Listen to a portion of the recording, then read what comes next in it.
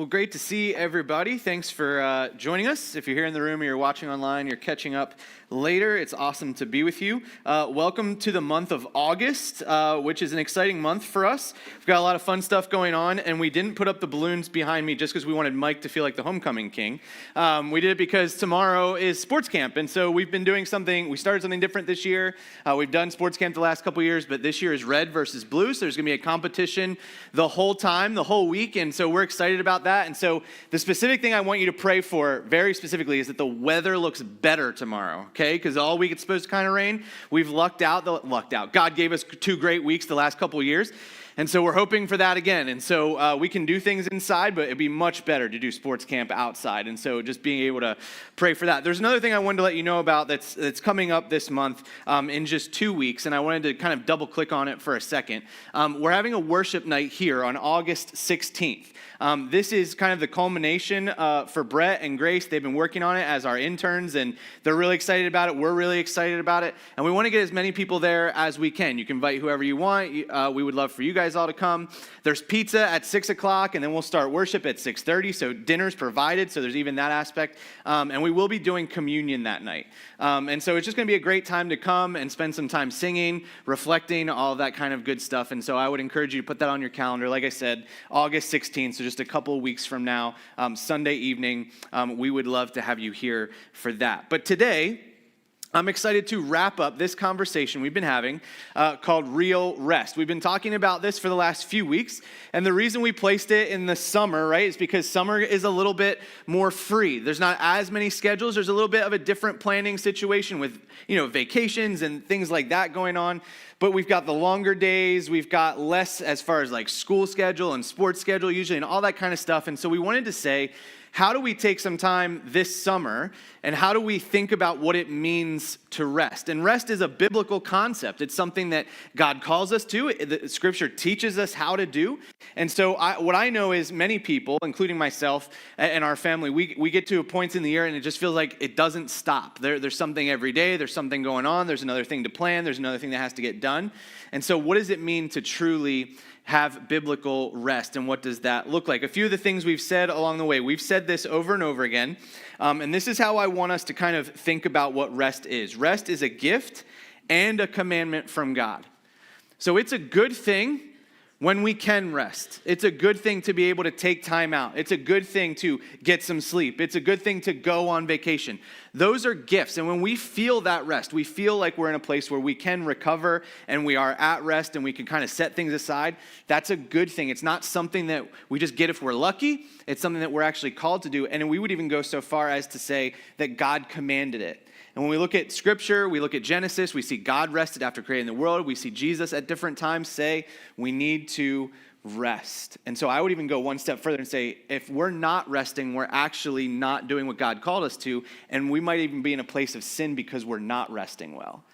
And so this is who we want to be. We want to be able to understand this. We've said this along the way. The first week we said this. We said rest is seeing ourselves as the objects of God's favor, grace, peace, and mercy. We want to know that that's the relationship God has with us. He wants to give us these things, and we can rest in that relationship with Him. One of the things that impacts our rest in a biblical way is the way that we are connected to God and what that means. And in week 2, we had a great week where Andrew was able to share with us, and we were able to connect the dots and say, what does it mean to have perfection? What does that look like? And we say we don't want to reach for that. We want to recognize that this is the way that we understand that this is true, that God's favor, grace, peace, and mercy are what we're supposed to be understanding, and that we're not supposed to be on the hamster wheel of trying to chase after what God wants us to be. That He already has this for us. And Chase really helped us understand what that looks like and how we understand we can sometimes think we need to chase perfection, but we actually don't. We are only made perfect and righteous through Jesus and recognizing we can rest in this relationship. And then we said this, that rest is living at a pace and in a place sustained by Jesus, that we want Jesus to set the pace for us. If we're going to follow Jesus, we are not just going to chase on or move ahead of Him, but we're actually going to follow Him. And then last week we said this. We said real rest is taking time to behold Jesus. And what does that actually mean? It means that we see and we reflect and we transformed, and we looked at Mary just sitting at the feet of Jesus, and we said, we need to sit at the feet of Jesus more, that we would just be present in those moments to sit and learn and understand, reflect who he is. So what we're going to do today is we're going to kind of put a bow on this. I'm going to warn you, the beginning is a little bit depressing. Okay, so we're going to go to Ecclesiastes. If you've ever gone to the book of Ecclesiastes, it's kind of a depressing book, all right? So we're going to go there. If you want to do the follow along, you can scan the QR code that's up on the screen. It'll take you to our website. All the verses and all the notes will be there for you. You can also just follow along on the screens here as well. But this is the question that we really want to answer today as we kind of wrap this up and put a bow on this whole conversation. The question is simply this: how do we really find rest in all that life requires? Here's what I know to be true. We can have the best intentions to remember things, and sometimes they will just disappear. We will forget them. They will not be present. And if we might go through this whole series, right? And we might be in a place where we walk out today and we might even go, you know what? Those things that we talked about, like they sound really good, and those passages, they really hit home and blah, blah, blah. And we could walk out of here and you could go to lunch and you could be like still talking about it and still going. And then you know what'll happen? You'll get to the rest of your day, and then you'll go to sleep tonight, and you'll wake up tomorrow. And if I saw you at lunch tomorrow and I went, what did I talk about yesterday? You might go, right? Because I might do the same thing. I might be like, what did I teach? I had a couple people today. How was your week? And I went, I think good. Because I don't remember what happened. I'm like, what happened this week? You got to figure it out, right? This is the process. This is the whole part. And I get this. And I've been in this place too. It is hard sometimes to put these things into practice. And so I would really encourage us, whether it's taking a note, it's texting yourself on your phone, it's texting somebody else to help you be accountable, or to just, hey, I want to get this out so that I remember it. How do we really find rest? We all are dealing with different stages of life, crazy things going on. So how do we, from a biblical perspective, find rest in all that life requires? So here's where we're going to go. We're going to Ecclesiastes chapter 2, verses 18 to 20. It says this: I came to hate all my hard work here on earth. I told you, it was not a cheery place to start with, right?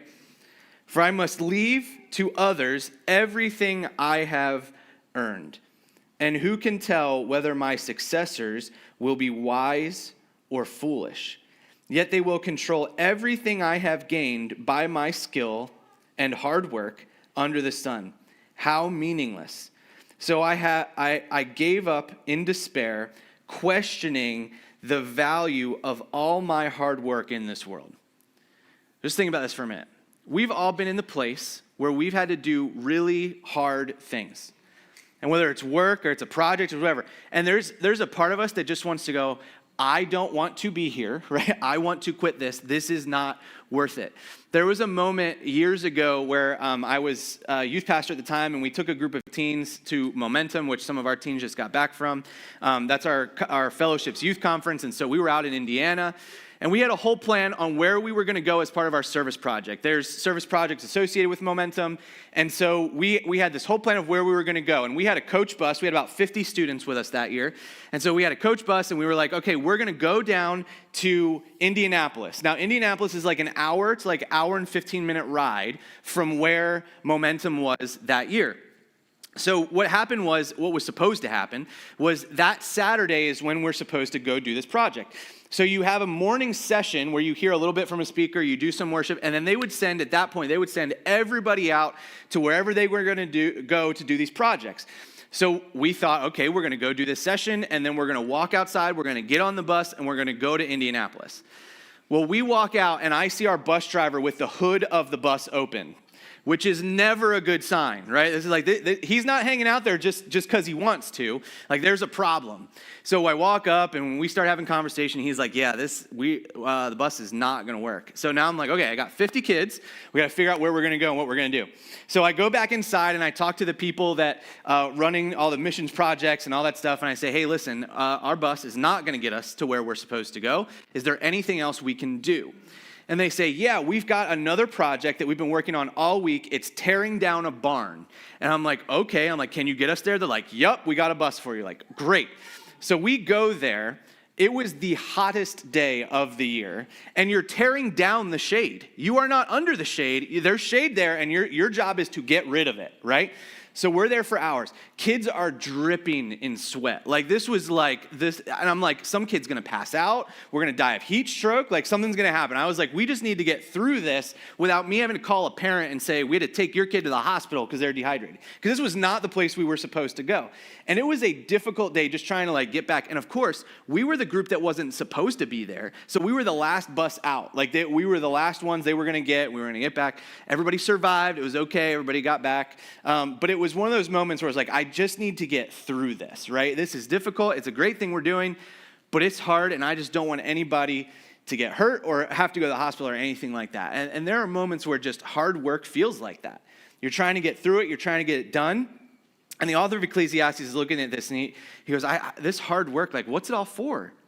He goes, I'm going to have to leave this to somebody else. And I don't even know when I leave it to somebody else, when it's not me anymore, I don't even know how good they're going to be at the thing that I've now put all this work into.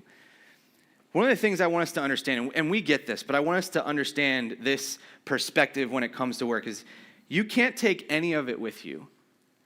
One of the things that we can get very stuck in as people, especially people that want to accomplish and want to grow things and want to reach out to, like, if it's just of this world, we can't take it with us. It's not going to be the thing that when we're ready to pass on and we look back, it's not going to be the titles that we accomplished or the things that we gained.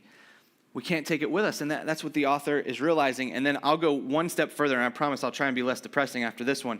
One day, this is true, right? One day you will log out, you will punch out, or you will walk out for the last time, and someone will fill your chair the next day. Now, this is true of some things and not of others, right? No one will ever leave, like you will always be, if you're someone's dad or you're someone's mom, you'll always do that. No one can take that spot, right? If you're someone's son or daughter, no one can take that spot. But when we think about work, when we think about statuses, titles, paychecks, someone, if you leave and you go, someone else is going to come and they're going to fill that spot. One of the things that pastors will often say to each other, and it sounds really mean, it's not mean, it's just kind of like to keep ourselves in check, because we like to reach for things and we got plans and we got things we want to do. They go, do you know, we'll look at each other and go, do you know if you got hit by a bus tomorrow, they're still going to have church next week? Like, I hope so. Like, if I die, walk out of here today and get hit by a bus, you guys better have church next week because it's not about me, right? So, like, someone's going to do it. The same thing is true for all of us, that when we think about what it means to work, and by the way, if you've been here for part of this whole series, I am not saying don't work. I'm not saying don't work hard. Jesus worked very hard. But when we think about it, we have to have the right perspective on what's getting all of our time and energy and attention, and what the author of Ecclesiastes is recognizing is what we do here we can't take with us. Let's keep going to verse 21. He says this, some people work wisely with knowledge and skill, then must leave the fruit of their efforts to someone who hasn't worked for it. This too is meaningless, a great tragedy. He says we can build all of this up and we're going to hand it over to someone, and maybe they worked hard for it, maybe they didn't. But they're going to get to take over. And this is the reality. Even the best workers will leave their work behind. It's not going to be something that we can take with us. Going on to verses 22 to 23. It says, so what do people get in this life for all their hard work and anxiety? Their days of labor are filled with pain and grief, and even at night their minds cannot rest. It is all meaningless. It says we work so hard, we get anxious and we have anxiety about what we're going to do and how we're going to do it. And then even at night, we stay awake because we need to think about the thing that's coming the next day. And yet we don't get to take any of it with us. Here's the thing that I think is one of the keys to understanding the right perspective when it comes to these passages. Is that when we look at life and we understand whether it's work or whether it's in our relationships or whatever it might be, when we can find fulfillment in those things, we can find rest. But this is the reality, is that rest is elusive when life isn't fulfilling. You know what it's like when you get to the end of a project and you can kind of stamp your name on it and you're like, great, this is done, and you hand it. Maybe it's an assignment, maybe it's before you graduate. I remember when I did my master's and I handed in my last assignment, it was at 2:36 in the morning. And I finally got to just click submit and I was like, done. I got to be done, right? And I slept really well that night, I think, because I just it was fulfilled, it was done, it was over. And we can get to those moments in life, but if we never get to that moment, if we're always trying to reach for something, we're not going to rest well. we're not going to figure out the times when we are fulfilled, and rest doesn't come when we aren't fulfilled. I've heard it, and there's an author that I listen to often, and one of the things that he will say is he says it like this. He says, taking time off can't fix the way we spend our time on. One of the patterns that we can get into as far as how we work and what that looks like is we run really fast, and we do a ton of stuff, and we check off all the boxes, and we do the whole to-do list.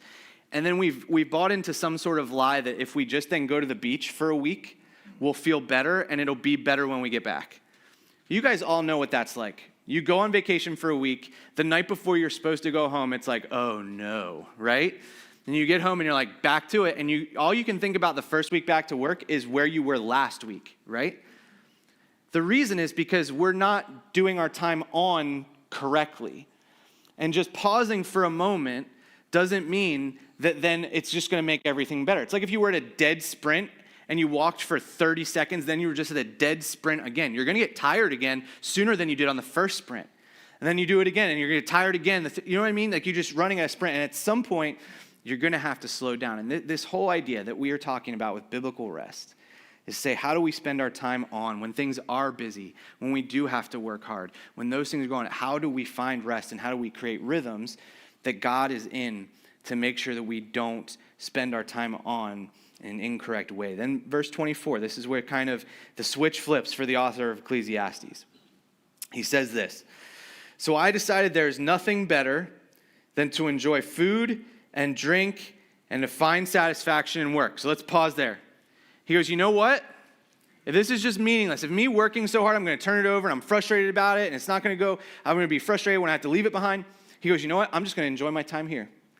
And the work I have to do here, the things I do have, I'm not going to think about when I'm not here or who's going to take it over one day. I'm just going to find satisfaction in that. And what's interesting is he made this decision just because he was frustrated. But then this happens. He realizes this. He says, then I realized that these pleasures are from the hand of God. He says he realizes that enjoying food and drink or enjoying life and finding satisfaction is not just something that's where we're supposed to fall. If we just go, well, I don't want to deal with that anymore, I don't want to focus on that, then we'll just focus our attention over here. He actually says those things are gifts from God. That's what we're supposed to be recognizing in the first place. And what's often true is we can fall into this belief, and I would say it this way: if we believe what we busy ourselves with will give our lives meaning, we will never rest. It's very easy to find, at times you can go and you can find interviews with people that have reached very high status levels, whether they're athletes or actors or whatever, and you have interviews with them and they talk about all the things that they wanted to reach for and wanted to gain, and then they realize after they've reached for and gained all those things, they realize it didn't fulfill them.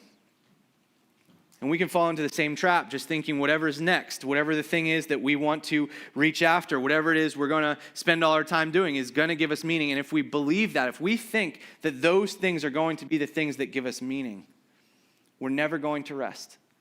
Because there's always something else to reach for. There's always something else to grab. But this is true. When we realize God gives our life meaning, we will enjoy the gifts that he's given to us. We'll slow down a bit.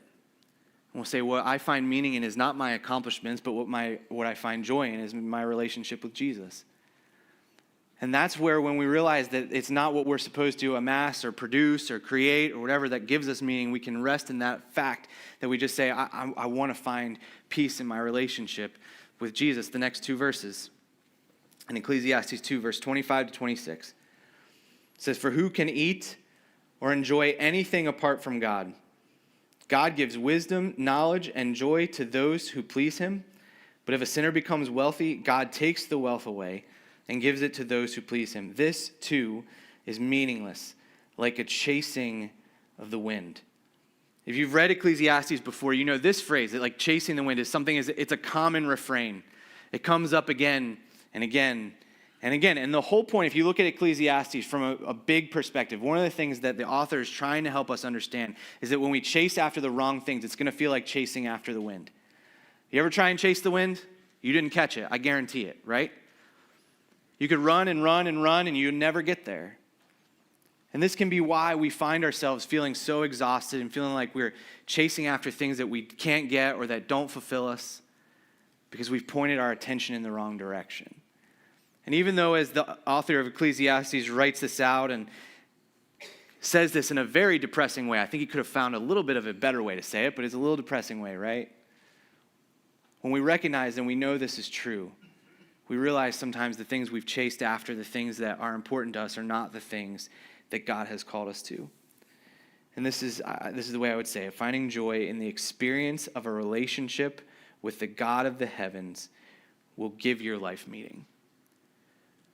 Listen, this is ultimately where I hope we fall after this whole conversation today and the last few weeks, is that where we will find meaning in life is in our relationship with Jesus.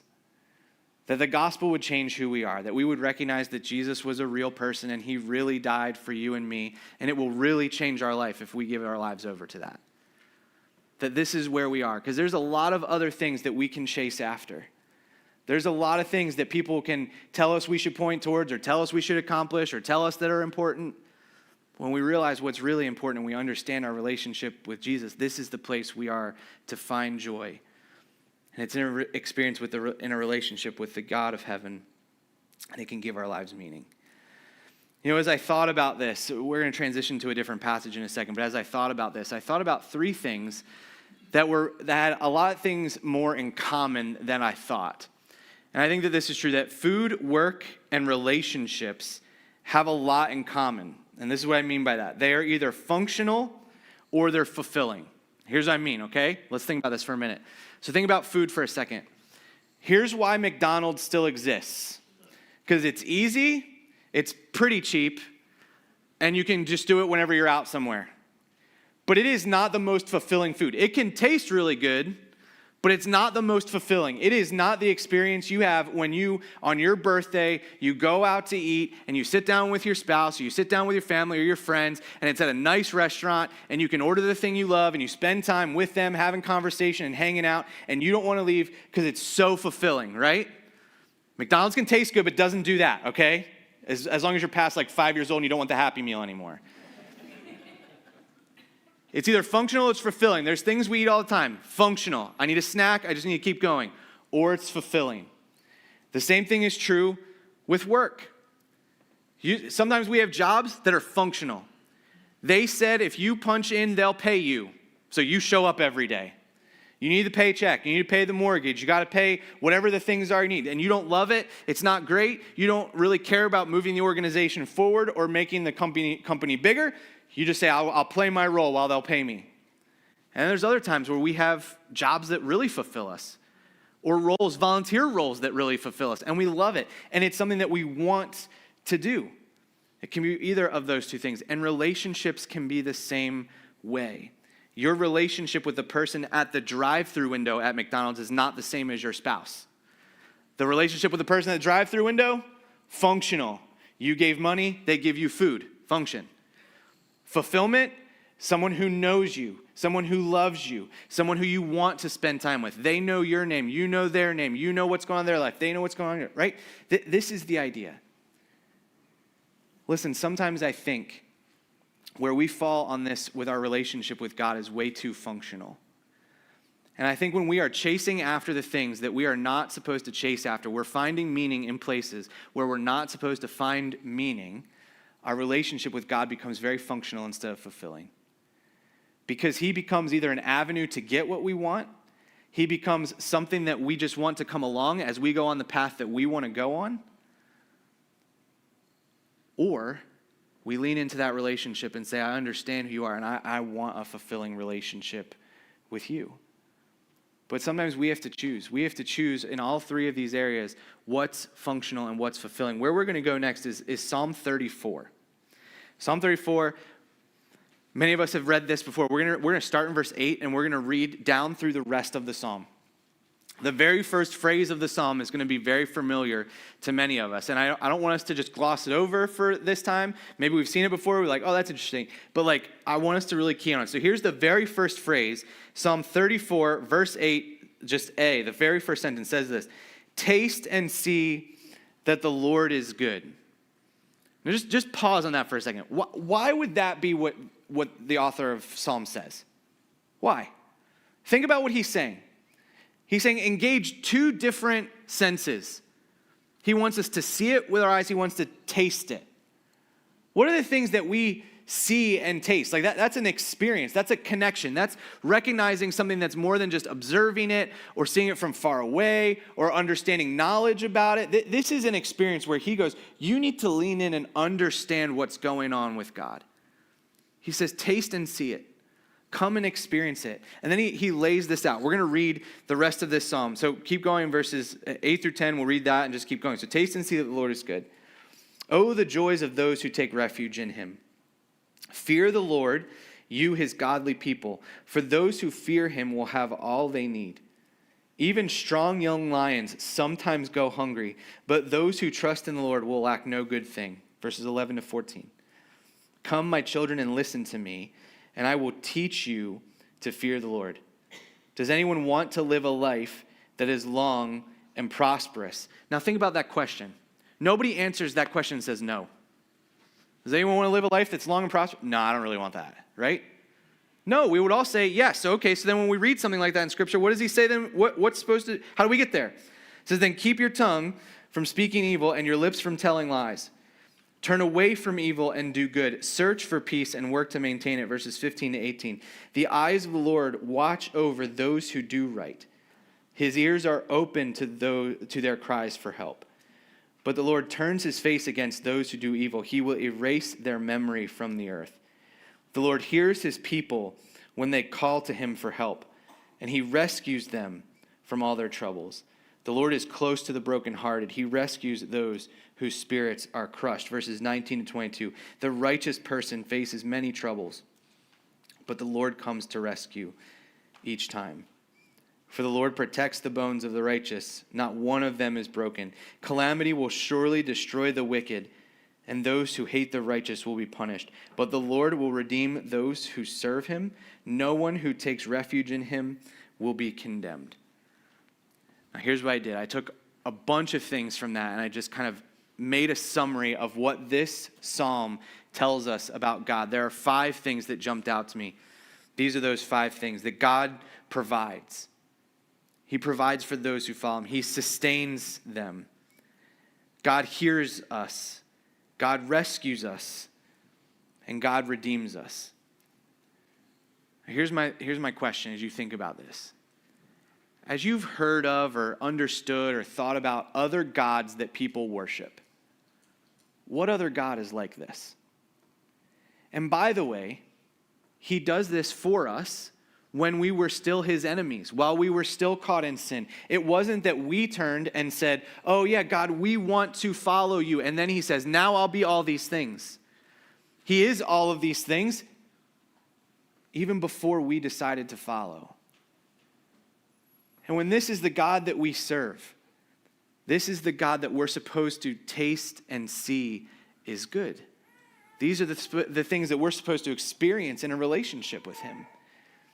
And this is why we point to this and we go, this is so much more important than any of the other things that we can chase after in life, than knowing a God who is like this. As we think about the idea of tasting and seeing that the Lord is good, I would want us to understand and think about it this way, that we would savor the goodness of God. Think about the things that you savor.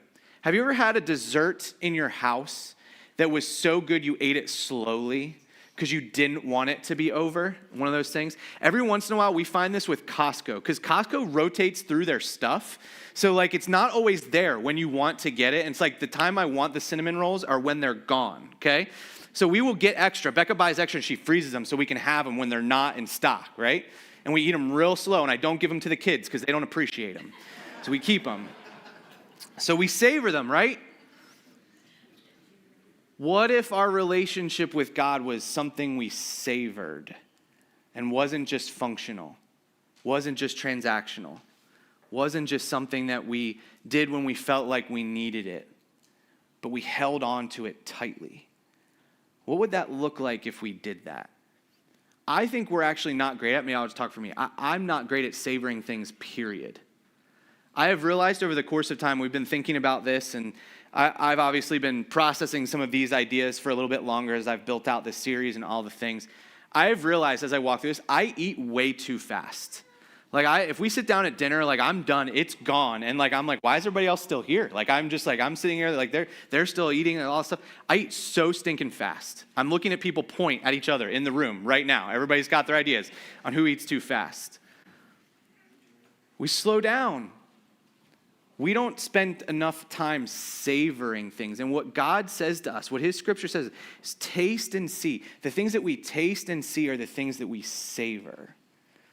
So what does it look like when we slow down enough to savor God? As I thought about this, I thought of three phrases, for whatever reason, popped in my brain. Two of them that I think can move us away from savoring God, and one of them that I think can move us towards savoring God. And I'll explain them. The first phrase that jumped into my brain was the phrase, the good old days. We will often say this. We'll think about the good old days, right?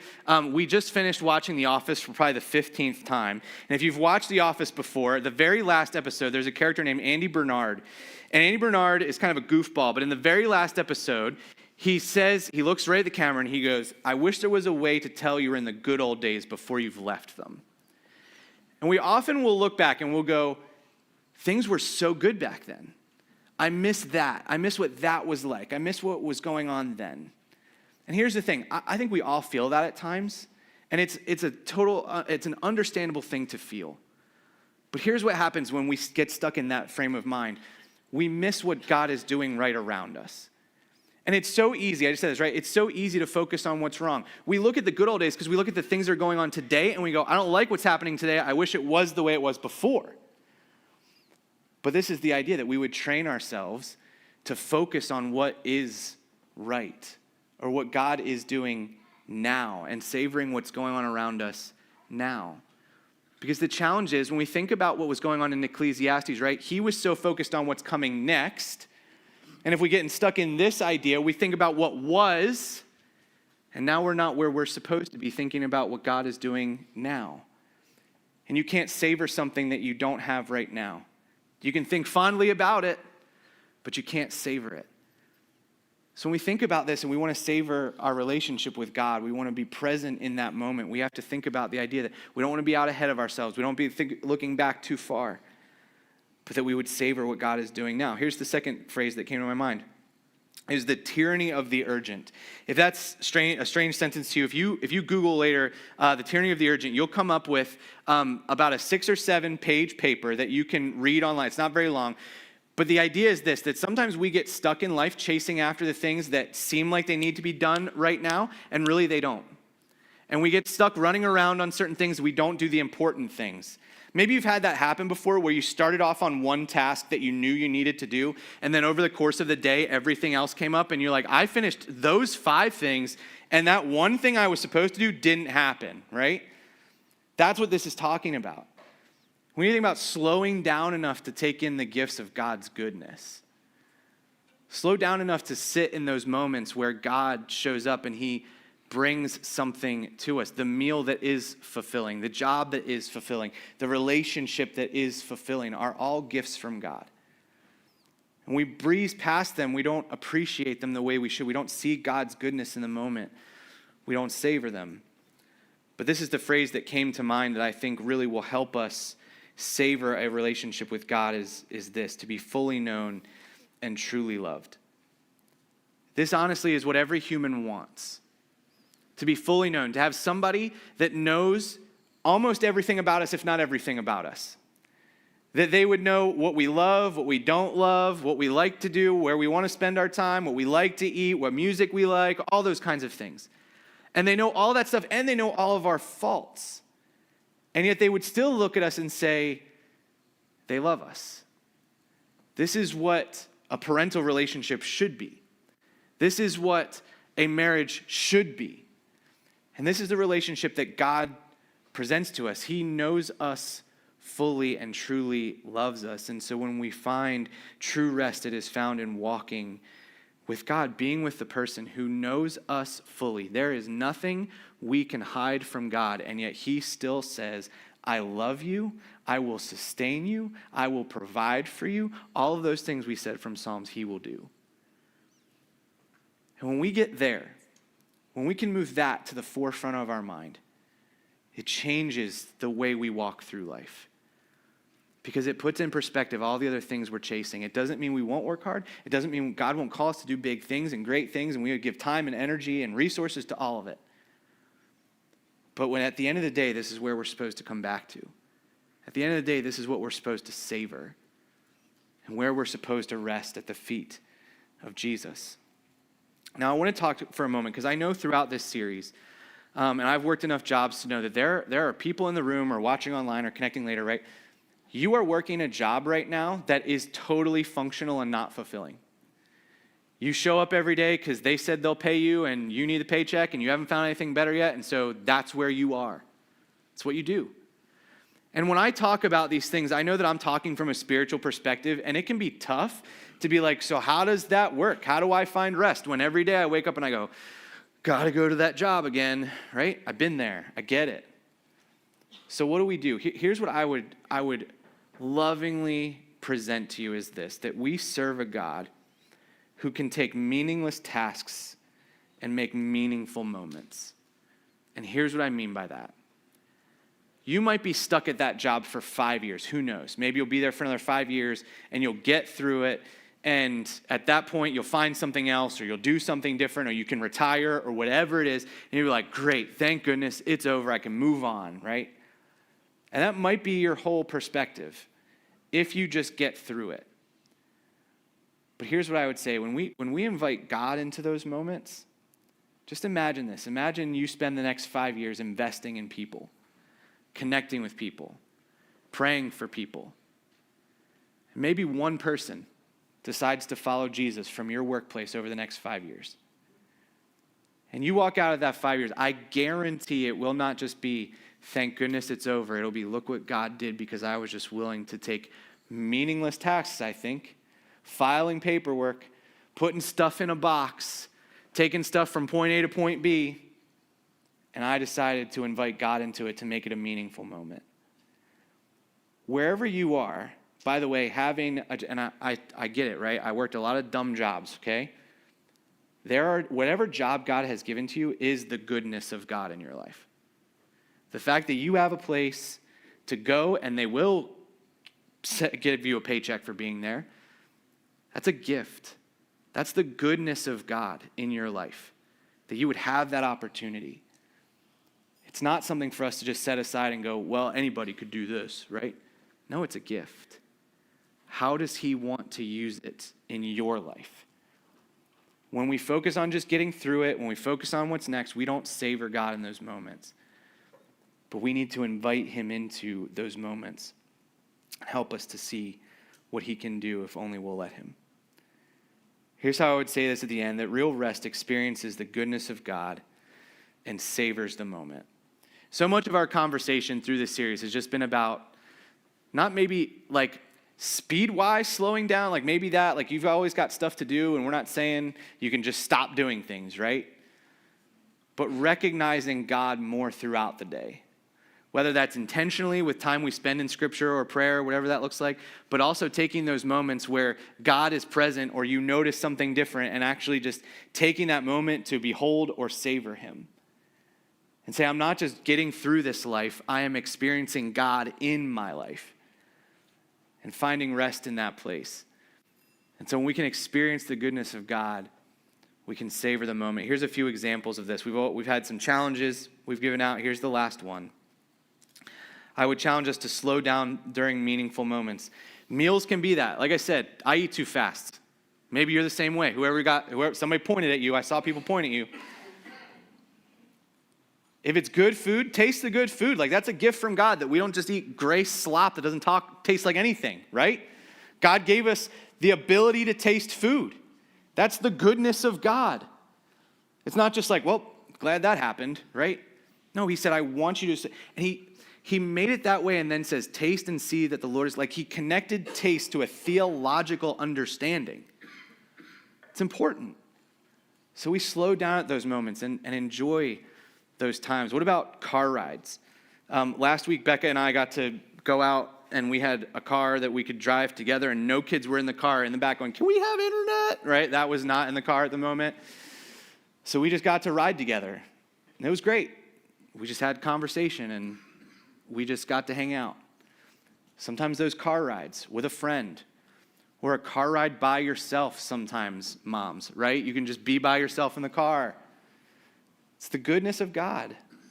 Savor those moments. Thank him for them.